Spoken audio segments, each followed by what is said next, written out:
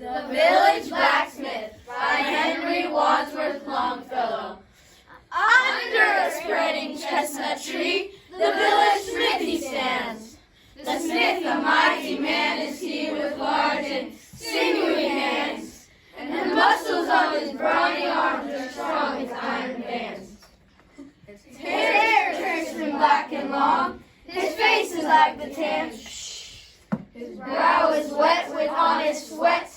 He earns whatever he can, and looks the whole world in the face, for he owes not to any man. Week in, week out, from morn till night, you can hear his bellows blow. You can hear him swing his heavy sledge with measure, beat, and slow, like a sexton ringing the village bell when the evening sun is low.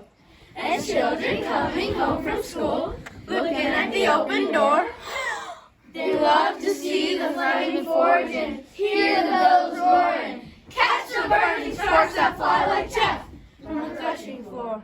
He goes on Sunday to the church and sings them on his voice. He hears the parson pray and preach. He hears his daughter's voice singing in the village choir, and it makes his heart rejoice. It sounds to him like her mother's voice, singing in paradise. He needs must think of her once more, how in the grave she lies, and with his hard, rough hand, he wipes a tear out of his eyes. Toiling, rejoicing, sorrowing, onward through life he goes. Each morning sees some task begin, each evening sees it close.